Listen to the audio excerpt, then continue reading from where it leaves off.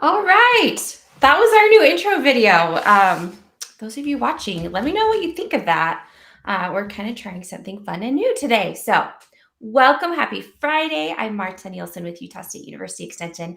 And we have Christina Young back with us today. Hi, Christina. How are you doing? I'm doing great. It's great to be back here, and I loved the new video. It was awesome. Thanks. We're trying to be a little, more professional here. Um, how are things in Moab? Things are awesome. It's been an incredible spring season down here in Moab. We've had some pretty intense winds, which maybe some visitors to the area and people in northern Utah have also experienced. But our season is still going strong, and there are a lot of people here still visiting and probably going to come continue to visit on this cooler weekend. So, um, Yeah. yeah, I'm excited to be here and talk about this cool place. Oh, yeah, that's great. So, if you're tuning in, let us know in the comments if you have visited Moab before, if you have any, restaurant tips or fun hikes that you have been on that you want to recommend or fun things to see. Let us know in the comments, or if you have questions, put them there as well. We would love to hear from you and say hello. So, Christina, we're talking about visiting Moab. Um, we're so lucky in Utah to have national parks literally in our backyard. Um, but there's some responsibility that comes with that as well. Give us just a little intro to the topic of being responsible tourists or responsible visitors to Totally. these special places. Absolutely. I mean, we all know how special, all of Utah, but, I'm biased, especially southern Utah is with all of these incredible canyons, and we had these amazing wildflowers this spring and all of these really special places. But, you know, with these kinds of special, unique places comes some unique characteristics that really need to be thought about when people are coming to visit here. These areas are much more fragile than wetter places like forests, and it's a lot easier to disturb kind of the incredible soil and plant life Yeah. and animal life and riparian spring areas that we have down here, which are all so precious because it's so dry. And so there are some tips that visitors can do to be a part of the solution of taking care of southern Utah instead of, maybe people have heard about recreation impact. You can still visit an area, but you can do so responsibly. And it's not always intuitive how to do that because the Right. desert is kind of a different place. So we get to talk about why it's different in the desert and how to visit this place responsibly. Well, and I love this topic for this audience, for our Utah audience, because you know I don't know about anyone else, but when I visited national parks, you see people from all over the world. They draw an international um, crowd. I don't want to say crowd. Sometimes it's a crowd, and we can be that example when we're visiting those places to visitors of how to be responsible and careful and be stewards of these places. Absolutely. Yeah, I love that we can, locals, the regional visitors can be that example. And there are definitely people from all over the world are coming here. We always know when different countries around the world have their vacations because the bread and cheese are always sold out at our grocery store when, when the Europeans are coming, and Yeah. it's pretty obvious. So we have a lot of visitors, and yes, being those responsible stewards, showing you know modeling that action is Yeah. essential. Okay, so give us the basics. What are some things that we need to be aware of, or things that we can do as we visit, these places? I know spring break's over, but summer, I mean, doesn't feel like it here. I don't know about where the rest of you are. I'm in the Salt Lake area, and it's cold today, but I'm thinking about my summer vacations for sure. So, what can we do, Christina?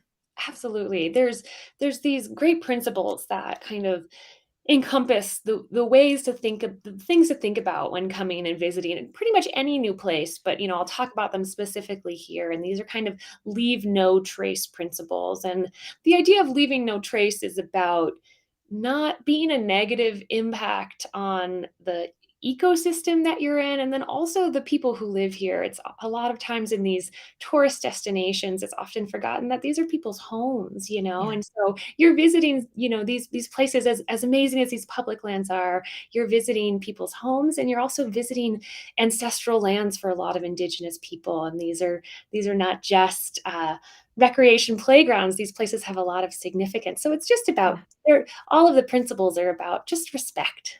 Just like you're going into anyone's home, you would be really respectful in somebody else's home. Well, this is a Yeah. home, an ancestral home to a lot of people, a current home to a lot of people, and a home to a lot of other living things.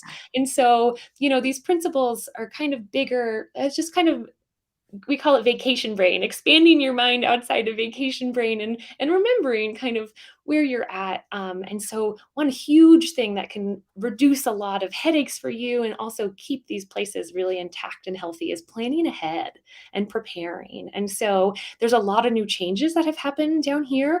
Yeah. Arches National Park is on a reservation system now.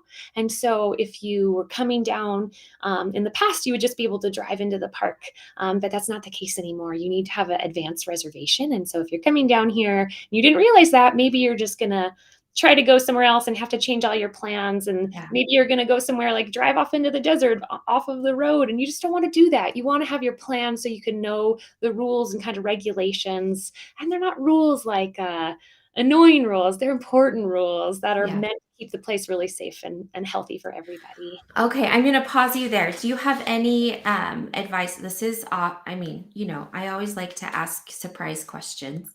Love it. Do you have any tips or advice with that reservation system for folks? Yeah, I mean, that would be going to the National Park Service recreation.gov website and getting the, looking at what times are available for timed entry and getting there. And it's really about thinking early. So if you are wanting to go to Moab in the fall, which is kind of when our next big push for tourist season is, you're going to be wanting to plan that now, and you're going to be wanting to make those reservations now. And so it's a great excuse to get some time off on your calendar, so Yeah. just make that reservation way in advance so that you can get into the park. Is it difficult to get those reservations? It's difficult in that a lot of people want them, and so they do they do, they book out, so that's why you wanna get them early, but it's definitely not impossible, but I would not wait till the day of or the day before. I would really think more carefully about when you're coming, especially if you are coming on a holiday weekend or something Yeah. like that. You really wanna plan that way ahead. Yeah. Those of you watching, have you had experience with that reservation system? I'm really curious. Post in the comments if you have experience with that or any tips for folks who may be thinking of visiting Arches this year. Okay, so plan ahead. Plan That's ahead, and great advice. one other plan ahead Okay. thing is we also have a new state park down here, right Oh, in Moab, the yeah, Utah Raptor State Park. It was just designated, and there is now a new kind of entrance kiosk and stuff, so the area that was just kind of open multiple uses now a state park. So be thinking about, the Willow Springs area. If anybody out there has been there, that was kind of a free for all area for a while, but there's so many cool dinosaur active dinosaur digs and paleontological resources there that it's now a protected state park. And so there are mm, fees and stuff associated. So, the management is changing. It's something to be aware of when you're planning okay. trips.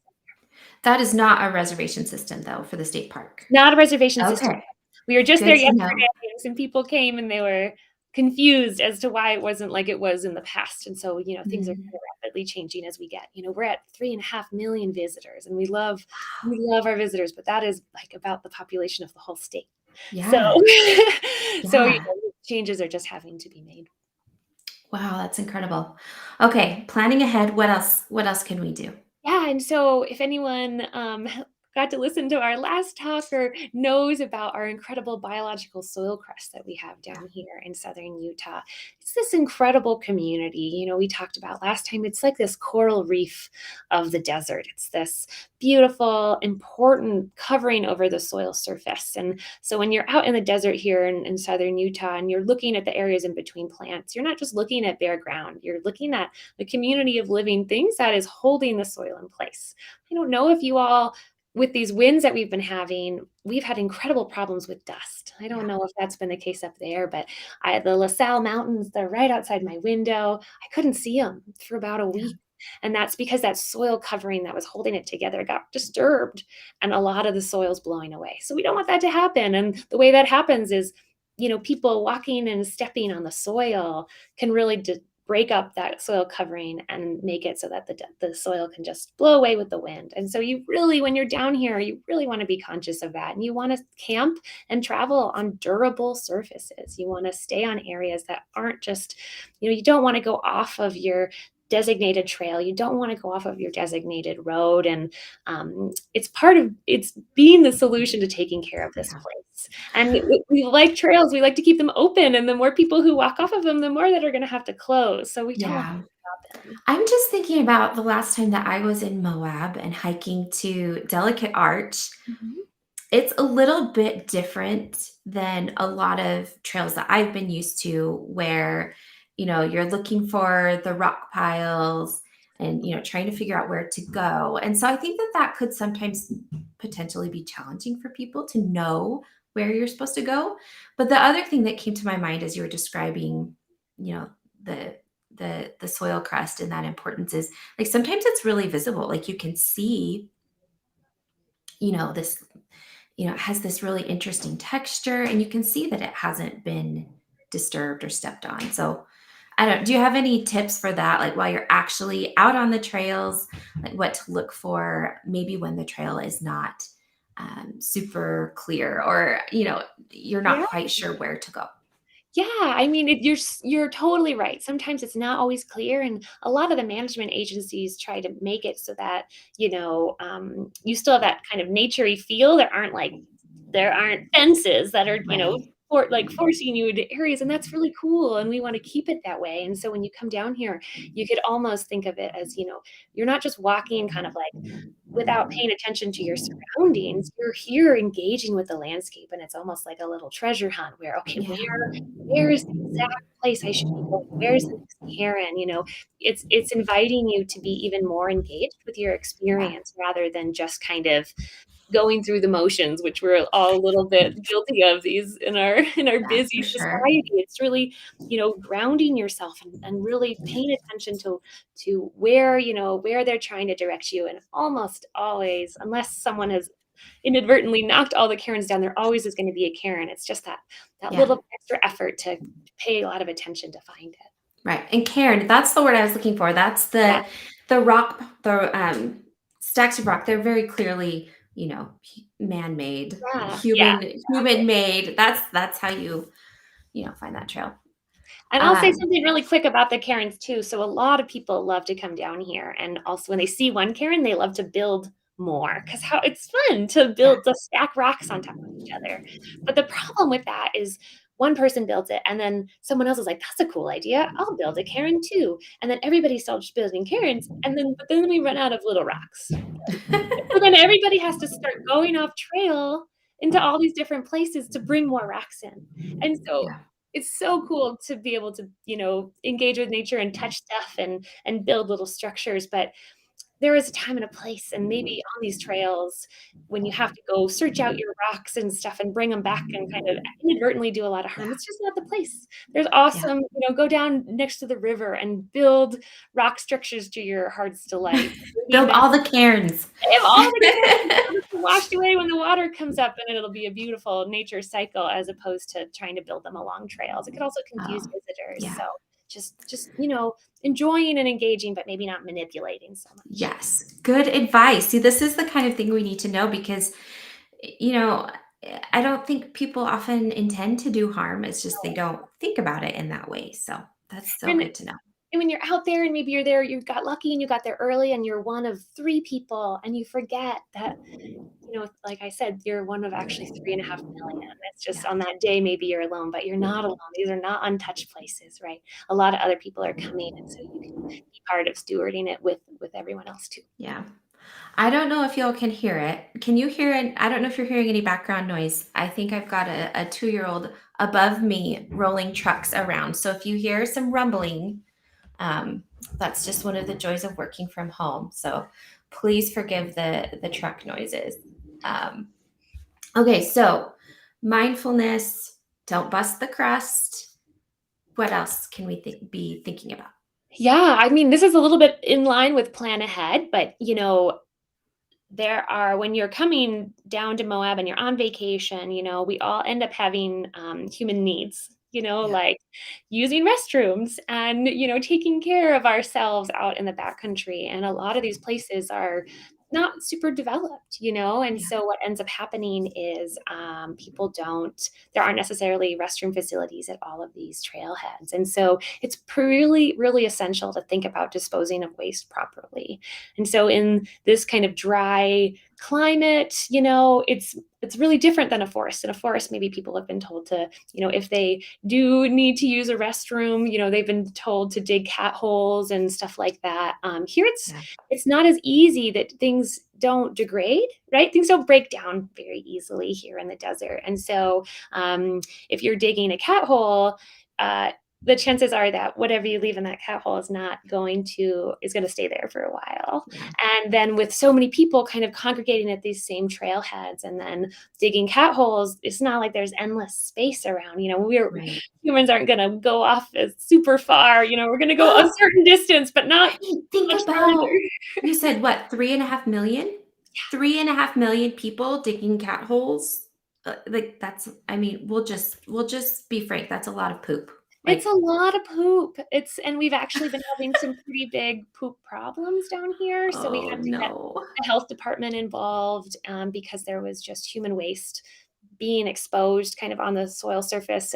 Just yesterday, I was out again near Willow Springs, and there's just toilet paper, like, on Oh branches and no. stuff, and so, it's nobody again, it's not realizing that you are one person amidst many, many, many people, and so Yeah.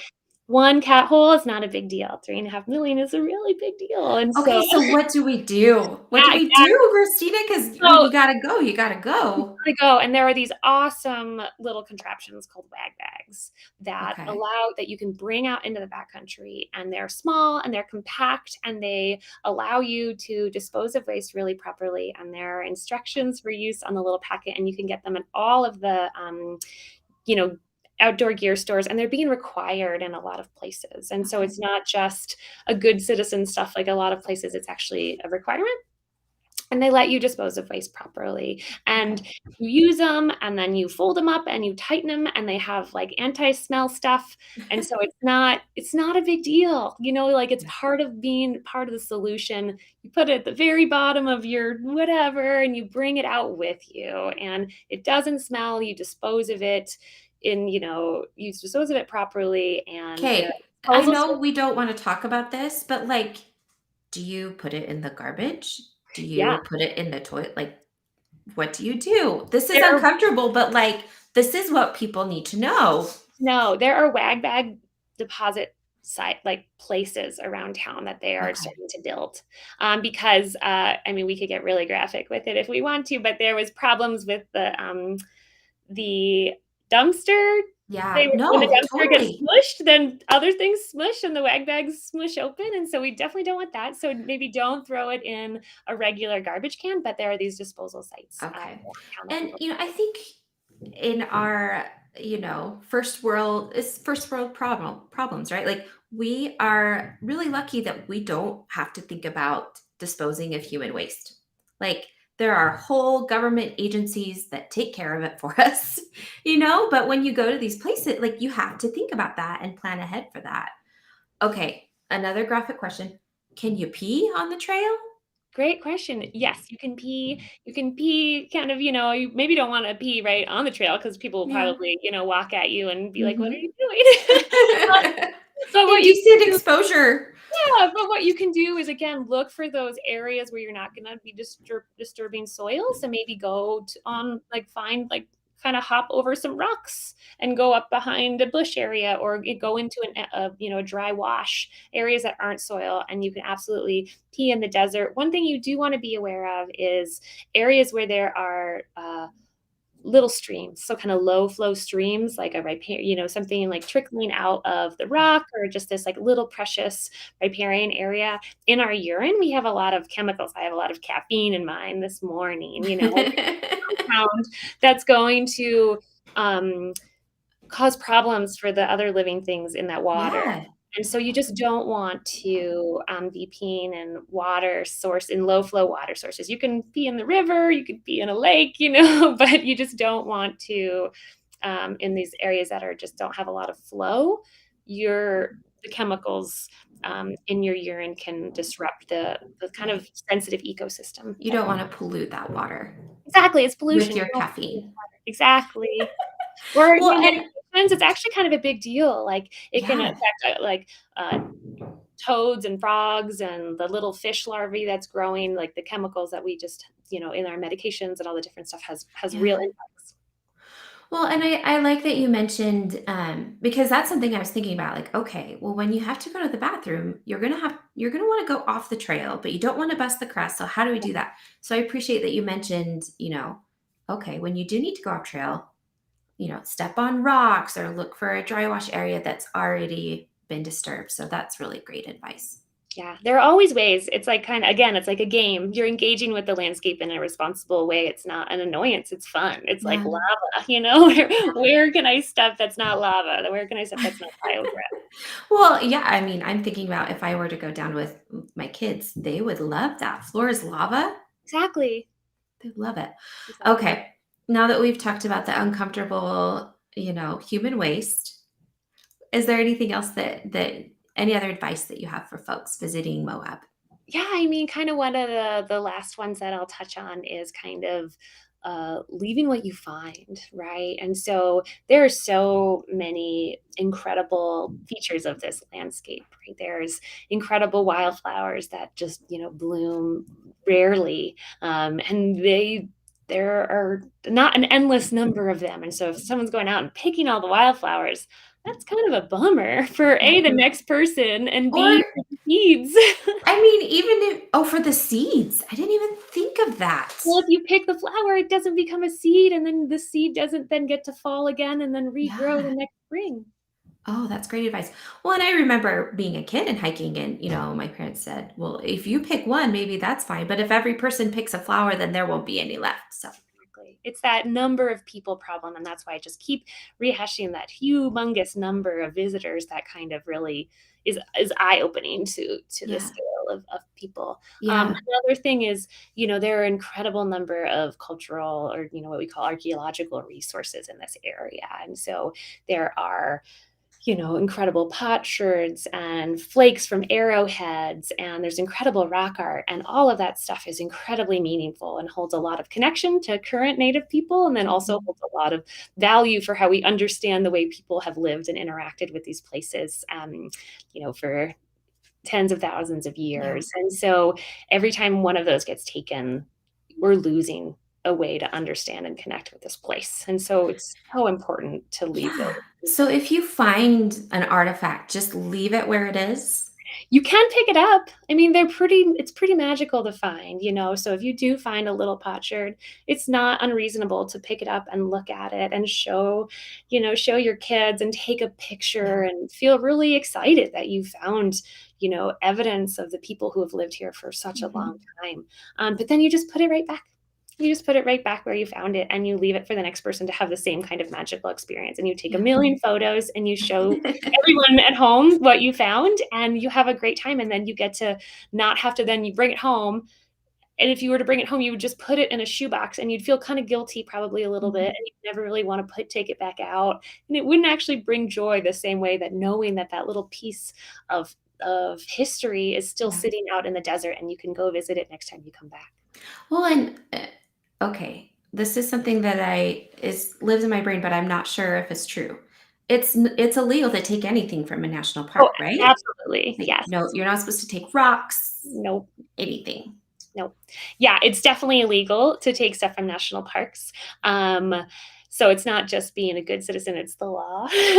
But really it's like, I don't love like just this is why, like this is just the rule and just do it that way. Like there are reasons for these rules. Right. They're not just trying to impose arbitrary things on people. Like all of these things tell a story and have a lot of information to tell about how this place was and how it will be into the Yeah. future. And so when it's kept in place, it's really powerful. And so it's not just cultural artifacts. There's a lot of petrified wood down here, which is super cool. There's a lot of fossils. There's dinosaur tracks. There's all of these different incredible components that talk about Yeah. deep time and history, and they need to stay there.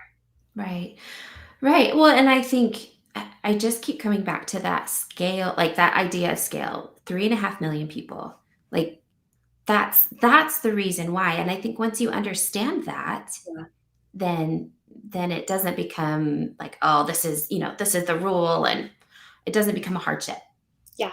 Um, but the other thing that I want to talk about, because there are people who are interested in rock hounding and finding those things, but if you plan ahead, you can find areas where you're allowed to do that versus, Exactly.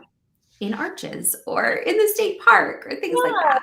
exactly, you can get a permit. You can get a permit Oh, to collect rocks and take stuff out, and there's specific rules, and it's definitely not a, punitive, like, "You're not allowed to do anything on public lands." It's just about finding the appropriate places and right. recognizing that these are, shared access places. Everybody has a different thing Yeah. that they wanna do there, and we can't all do what we wanna do at the same time, but it doesn't mean we don't get to do it anywhere at Is all. the permitting through like Bureau of Land Management? Yeah, so BLM Okay. land, you can have permits to collect. I don't know the exact specifics, but you can Right. definitely easily find it online about, how much you can collect per day and what types of things you can collect versus what types of things you can't. And Right. most of it has to do with rocks. And you definitely can never collect cultural artifacts. Right. But we're talking about rocks specifically. Rocks. Yes. Okay. Well, I mean, we're not experts on that, but I think it's good to just touch on it for folks who might be Yeah. interested. Okay. Did we get through all our tips?